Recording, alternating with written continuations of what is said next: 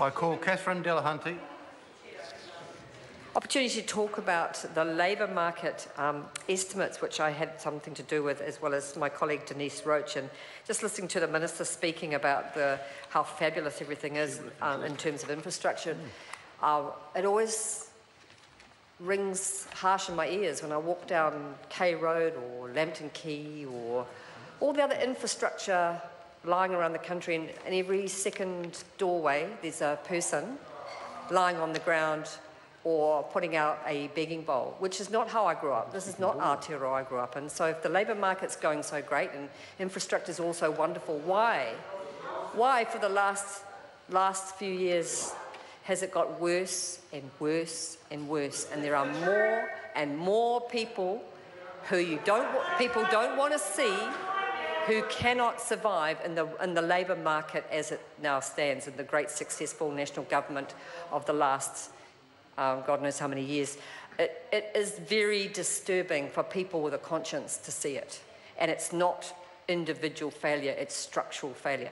However, what I want to address in terms of vote labour market is two issues. One is a small phrase that was in one of the reports on the labour market estimates that talked about, I think it was under minimum standards, talked about reviewing the Equal Pay Act, which put a little chill down our spine, because since Christine Bartlett took it to the Crown and won in a number of courts of law, proving that aged care workers should be entitled to equal pay and that women-dominated occupations are unfairly paid, we have a gender pay gap of 14.1%, which is again another failure of the labour market, which has definitely got worse in the last few years.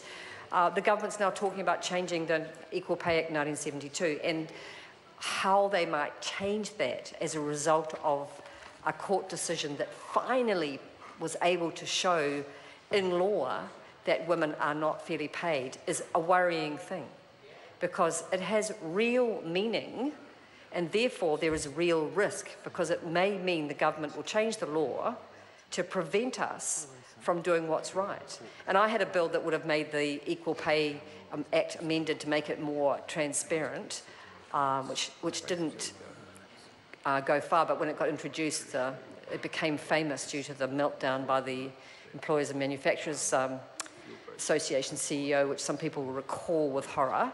But what is the government going to do to equal pay now that it's been proven that the law is not working, that women are not being paid fairly, and that something has to change? So we're very concerned about that, and we're very concerned to see that in the vote labour market estimates. The other issue from the vote labour market estimates that I want to talk about is in terms of the Minister, and I was at the Select Committee when he spoke about this, is the issue of refugees. Because basically our country is in a pretty shameful state. We're now on the Security Council, we're now trying to hold our head up on the international stage, and yet we have a government that refuses to lift the quota, and whenever we talk about lifting the quota, just starts talking about the rehabilitation of refugees and how much we are doing to make sure everything's fine. But in reality, we are unfortunately following one of the worst role models we could possibly follow at the moment in terms of refugees and asylum seekers, and that's Australia. Australia is taking a totalitarian approach towards refugees and is treating asylum seekers in a way that's pretty unbelievable. And our own Minister for Labour and for Refugees is refusing to say that anything's going to change when clearly everything needs to change. And so at the Select Committee, I questioned him about the refugee quota and spent a lot of time avoiding the issue of improvement in the quota. And the Greens and others in this House, a number of parties, virtually all of them except the government, are only asking for the refugee quota to be improved to 1,000 a year.